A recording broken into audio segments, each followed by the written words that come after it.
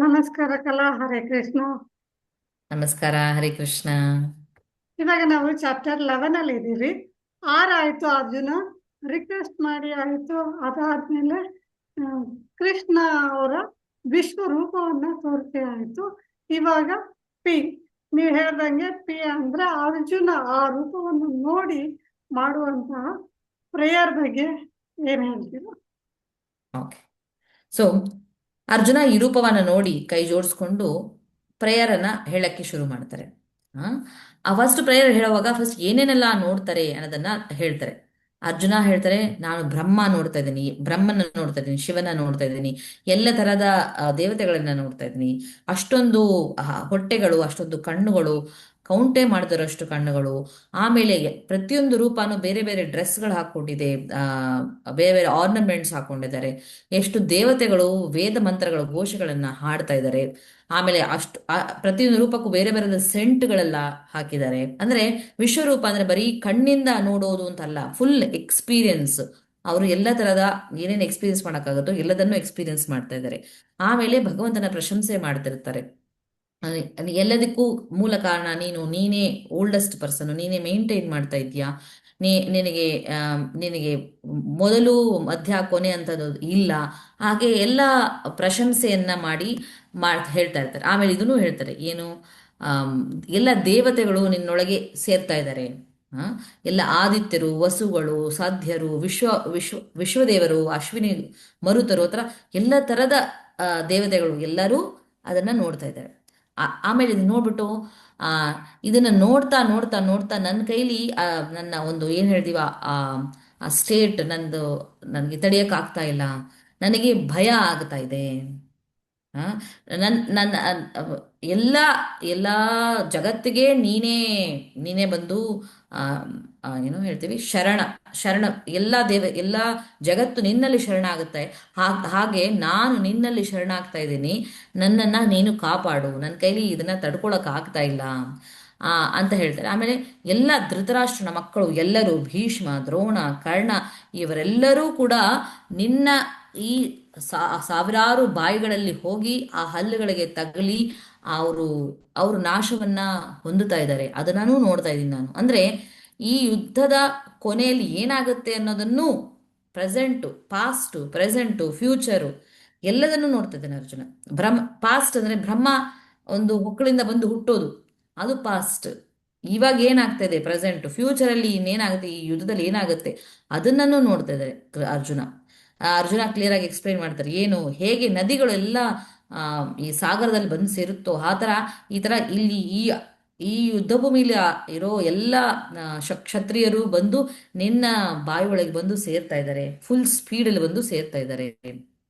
ಆಮೇಲೆ ಎಷ್ಟೋ ಬಾಯಿಗಳನ್ನ ಬೆಂಕಿ ಬರ್ತಾ ಇದೆ. ಆ ಬೆಂಕಿ ಎಲ್ಲದನ್ನ ಈ ವರ್ಲ್ಡ್ ನಲ್ಲಿ ಸುಟ್ಟಾಕುವಷ್ಟು ಆ ಬೆಂಕಿ ಅದು ಬರ್ತಾ ಇದೆ ಬಾಯಿಂದ. ಆ ಥರ ಎಲ್ಲ ಹೇಳಿಬಿಟ್ಟು ನನಗೆ ನಿನ್ನ ಈ ಒಂದು ನಿನ್ನ ಏನು ನಿನ್ನ ಮಿಷನ್ ಏನು, ನೀನು ಏನು ಮಾಡಕ್ಕಿದ್ಯಾ, ನೀನು ಯಾರು ಅಂತ ನನಗೆ ಅರ್ಥ ಆಗ್ತಾ ಇಲ್ಲ. ಸೊ ಅದು ನೀನು ಯಾರು ಅಂತ ಹೇಳು, ನಿನ್ನ ಏನು ಇಚ್ಛೆ, ನಿನ್ನ ಆಸೆ ಏನು, ನಿನ್ನ ಏನು ಉದ್ದೇಶ ಅನ್ನೋದನ್ನು ಹೇಳು ಅಂತ ಹೇಳಿ ಅರ್ಜುನ ಪ್ರಾರ್ಥನೆ ಮಾಡ್ತಾರೆ. ಆವಾಗ ಭಗವಂತ ಕೃಷ್ಣ ತನ್ನ ಹೇಳೋಕೆ ಶುರು ಮಾಡ್ತಾರೆ. ಫಸ್ಟ್ ಏನ್ ಹೇಳ್ತಾರೆ ಅಂದ್ರೆ, ನಾನು ಕಾಲ, ಈ ಎಲ್ಲ ಜಗತ್ತನ್ನ ನಾಶ ಮಾಡುವವನು ನಾನೇ ನಿಮ್ಮೆಲ್ಲರನ್ನ ಇದರಲ್ಲಿ ತೊಡಗಿಸಿದ್ದೀನಿ. ನಿನ್ನನ್ನ ಬಿಟ್ಟು ನಿನ್ನನ್ನ ಬಿಟ್ಟು ಪಾಂಡವರನ್ನ ಬಿಟ್ಟು ಅಂತ ಹೇಳಿ ಅರ್ಥ, ಬೇರೆ ಎಲ್ಲರೂ ಇಲ್ಲಿ ನಾಶ ಹೊಂದುತ್ತಾರೆ. ಅದರಿಂದ ಎದ್ದೇಳು, ಎದ್ದು ಯುದ್ಧ ಮಾಡು. ಎದ್ದು ನೀನು ಯುದ್ಧ ಮಾಡಿದ್ಮೇಲೆ ನೀನು ರಾಜ್ಯವನ್ನ ನೀನು ಸಂತೋಷವಾಗಿ ಆಳ್ತೀಯ. ನೀನು ನನ್ನ ಕೈಯಲ್ಲಿ ಒಂದು ಇನ್ಸ್ಟ್ರೂಮೆಂಟ್ ಆಗು ಅರ್ಜುನ. ಅಂದ್ರೆ ಪಾಸ್ಟ್ ಫ್ಯೂಚರ್ ಅಲ್ಲಿ ಅರ್ಜುನ ಇದ್ರೂ ಇಲ್ದಿದ್ರು ಅದೆಲ್ಲ ಆಗುತ್ತೆ ಅಂತ ಹೇಳಿ ಕೃಷ್ಣ ತೋರಿಸ್ಬಿಡ್ತಾರೆ. ಆದ್ರೆ ನೀನು ನನ್ನ ಇನ್ಸ್ಟ್ರೂಮೆಂಟ್ ಆಗು ಅಂತ ಹೇಳಿ ಹೇಳ್ತಾರೆ. ಆಯ್ತಾ? ಆಮೇಲೆ ಇದನ್ನೆಲ್ಲ ಕೇಳಿ ಕೇಳಿ ಸಾರಿ, ಲಾಸ್ಟ್ ಇನ್ನೊಂದು ವಿಷಯ ಹೇಳ್ತಾರೆ. ಭೀಷ್ಮ, ದ್ರೋಣ, ಜಯದ್ರಥ, ಕರ್ಣ ಈ ತರ ಎಲ್ಲರೂ ನಾಶ ಆಗ್ತಾರೆ. ನೀನ್ ಸುಮ್ಮನೆ ಎದ್ದು ಯುದ್ಧ ಮಾಡ್ಬೇಕಷ್ಟೇ. ಎಲ್ಲರೂ ಹಿಂಗೂ ನಾಶ ಆದ್ದು ಹಾಗೆ ಆಗ್ತಾರೆ, ನೀನು ಯುದ್ಧ ಮಾಡು ಅಷ್ಟೇ ಅಂತ ಹೇಳ್ತಾರೆ. ಇದನ್ನೆಲ್ಲ ಹೇಳಿದ ಮೇಲೆ ಸಂಜಯ ಹೇಳ್ತಾನೆ ಆ ಧೃತರಾಷ್ಟ್ರನಿಗೆ. ಇದನ್ನೆಲ್ಲ ಕೇಳಿ ಅರ್ಜುನ ನಡುಗುತ್ತಾ, ಏನು ಅಂದರೆ ಅಷ್ಟು ವಿಶ್ವರೂಪ ನೋಡಿ, ಇದೆಲ್ಲ ಫ್ಯೂಚರನ್ನು ನೋಡಿ ನಡುಗುತ್ತಾ ಮತ್ತೆ ಪ್ರಾರ್ಥನೆಯನ್ನು ಶುರು ಮಾಡ್ತಾರೆ. ಏನಂತ ಶುರು ಮಾಡ್ತಾರೆ? ಆ, ಆ, ನೀ- ನನಗೆ ಈ ಎಲ್ಲ ಎಲ್ಲ ಪರ್ಫೆಕ್ಟ್ ಬೀಯಿಂಗ್ಸ್ ಎಲ್ಲ ನಿನಗೆ ಬಂದು ನಮಸ್ಕಾರ ಮಾಡಿ ನಿನಗೆ ವೇದಘೋಷ ಎಲ್ಲ ಹೇಳಿ ಎಲ್ಲ ಮಾಡ್ತಾ ಇದ್ದಾರೆ. ಆ ಹಾಗೆ ಈ ಆ, ರಾಕ್ಷಸರೆಲ್ಲ ನಿನ್ನನ್ನು ನೋಡಿ ಭಯ ಪಟ್ಕೊಂಡು ಓಡೋಗ್ತಾ ಇದ್ದಾರೆ. ಈ ಥರ ಎಲ್ಲ ಈ ಬ್ರಹ್ಮ ಕೂಡ ನಿನಗೆ ಬಂದು ನಮಸ್ಕಾರ ಮಾಡ್ತಾ ಇದ್ದಾರೆ. ಆದರೆ ನಾನು ಎಂಥ ತಪ್ಪು ಮಾಡಿದ್ದೀನಿ ಅರ್ಜುನ, ನಾನು ಎಂಥ ತಪ್ಪು ಮಾಡಿದ್ದೀನಿ ಭಗವಂತ. ನೀನು ಎಲ್ಲ ಜಗತ್ತಿಗೆ ಒಡೆಯನಾಗಿದ್ರು ನಾನು ನಿನ್ನನ್ನು ಏನು ನನ್ನ ಕಸಿನ್ ಅನ್ಕೊಂಡು ನಾನು ತುಂಬ ಲೀನಿಯಂಟ್ ಆಗಿ ಇದ್ಬಿಟ್ಟೆ. ಎಷ್ಟೋ ಸಿಚುವೇಶನಲ್ಲಿ ನಾನು ನಿನಗೆ ಕೊಡಬೇಕಾದಂಥ ಮರ್ಯಾದೆಯನ್ನು ಕೊಟ್ಟಿಲ್ಲ.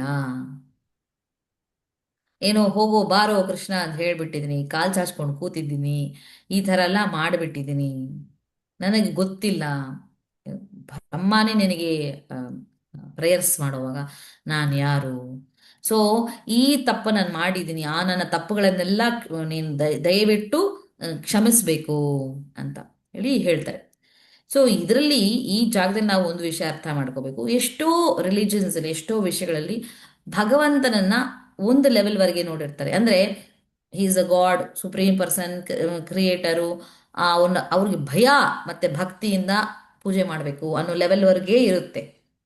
ನಮ್ಮ ಒಂದು ಇದರಲ್ಲೂ ಪ್ರಾಕ್ಟೀಸಸ್ ಅಲ್ಲೂ ಎಷ್ಟೊಂದು ಜನ ಅಷ್ಟೇ ಅಷ್ಟೇ ಲೆವೆಲಲ್ಲಿ ಇರ್ತಾರೆ. ಅಂದ್ರೆ ಭಗವಂತನ ಭಯ ಮತ್ತೆ ಭಕ್ತಿ ಈ ಎರಡರಿಂದ ಮಾಡೋದನ್ನ ಮಾಡ್ತಾರೆ.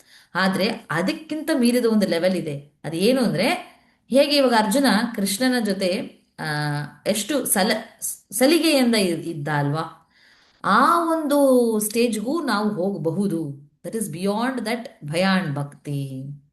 ಅದನ್ನ ನಾನು ಭಗವಂತನೂ ಎಂಜಾಯ್ ಮಾಡ್ತಾರೆ, ನಾವೂ ಅದನ್ನ ಎಂಜಾಯ್ ಮಾಡಬಹುದು ಅನ್ನೋದನ್ನ ಇಲ್ಲಿ ಈ ಒಂದು ಪಾರ್ಟಲ್ಲಿ ಈ ಒಂದು ವಿಷಯದಲ್ಲಿ ನಾವು ಗಮನ ಕೊಡಬೇಕಾಗಿರೋ ವಿಷಯ. ಅಂದ್ರೆ ಅಲ್ಲಿಗೆ ನಿಂತ್ಕೋಬಾರ್ದು. ಆ ಇಂಟಿಮೆಸಿ, ಆ ಸ್ವೀಟ್ನೆಸ್ಸು, ಆ ಪರ್ಸನಲ್ ರಿಲೇಶನ್ಶಿಪ್ ನಾವು ಭಗವಂತನ ಜೊತೆ ನಾವು ಹೊಂದಬಹುದು, ನಾವು ಅದನ್ನ ಪಡಿಬಹುದು ಅದನ್ನೆಲ್ಲ.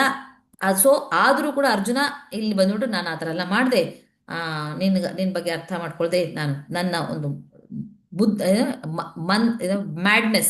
ಮ್ಯಾಡ್ನೆಸ್ ಇಂದ ಅಥವಾ ಪ್ರೀತಿಯಿಂದ ಗೊತ್ತಿಲ್ಲ, ನಾನು ರಿಲ್ಯಾಕ್ಸ್ ಮಾಡೋವಾಗ ನಿನಗೆ ಗೌರವನೇ ಕೊಟ್ಟಿದ್ದಿಲ್ಲ. ನಿನ್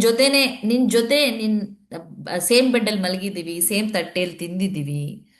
ಆ ಸೊ ಎಲ್ಲ ತಪ್ಪುಗಳು ಆಕ್ಚುಲಿ, ನೀನು ಈ ಜಗತ್ತಿಗೆ ಒಡೆಯ ಅಂತ ಹೇಳಿ ಅರ್ಜುನಿಗೆ ತುಂಬಾ ಸ್ವಲ್ಪ ಎಂಬರೇಸ್ಮೆಂಟ್ ಆಗುತ್ತೆ. ಸೊ ಅದರಿಂದ ನನ್ನ ಕ್ಷಮಿಸ್ಬಿಡು. ನೀ ಹೇಗೆ ಒಂದು ತಂದೆ ತನ್ನ ಮಗನನ್ನ ಕ್ಷಮಿಸ್ತಾನೋ, ಹೇಗೆ ಒಂದು ಫ್ರೆಂಡನ್ನ ಕ್ಷಮಿಸ್ತಾನೋ, ಹೇಗೆ ಒಂದು ಲವರ್ನ ಕ್ಷಮಿಸ್ತಾರೋ, ಆ ತರ ನನ್ನ ಕ್ಷಮಿಸ್ಬಿಡು ಅಂತ ಕ್ಲಿಯರ್ ಆಗಿ ಅದು ಅದು ತುಂಬಾ ಅಂದವಾಗಿರೋ ಒಂದು ವಿಷಯ. ಏನು ಒಂದು ತಂದೆ ಹೇಗೆ ಮಗನನ್ನ ಗೌರವಾರ್ಹನೆ ಕೊಡ್ಬೇಕು, ಬಟ್ ಕ್ಷಮಿಸ್ಬೇಕಲ್ವಾ, ಕ್ಷಮಿಸ್ತಾರಲ್ವ, ಹಾಗೆ ನನ್ನ ಕ್ಷಮಿಸ್ಬಿಡು ದಯವಿಟ್ಟು ಅಂತ ಹೇಳಿ ಕೇಳ್ಕೊತಾರೆ. ಆಯ್ತಾ? ಸೊ ಇದಿಷ್ಟು ಆಗತ್ತೆ ತನ್ನ ಪ್ರೇಯರ್ಸ್ ಅಲ್ಲಿ. ಓಕೆ, ಇವಾಗ ಇಂಪಾರ್ಟೆಂಟ್ ಆದ ಶ್ಲೋಕವನ್ನ ನಾವಿವಾಗ ಹೇಳೋಣ. ಓಕೆ, ಶ್ಲೋಕ ನಂಬರ್ 28.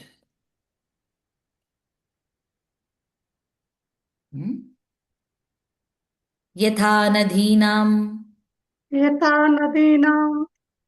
ಬಹವೋಂಬುವೇಗಃ ಸಮುದ್ರಂ ಏವಾಭಿಮುಖ ದ್ರವಂತಿ ತಥಾ ತವಾಮಿ ನರಲೋಕವೀರ ವಿಶಂತಿ ವಕ್ತ್ರಾಣಿ ಅಭಿವಿಜ್ವಲಂತಿ ಯಥಾ ನದೀನಾಂ ಬಹವೋಂಬುವೇಗಃ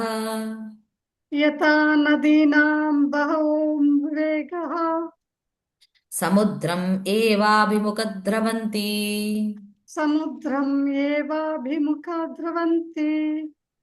ತಥಾ ತವಾಮಿ ನರಲೋಕವೀರ ತಥಾ ತವಾಮಿ ನರಲೋಕವೀರ ವಿಶಂತಿ ವಕ್ತ್ರಾಣಿ ಅಭಿವಿಜ್ವಲಂತಿ.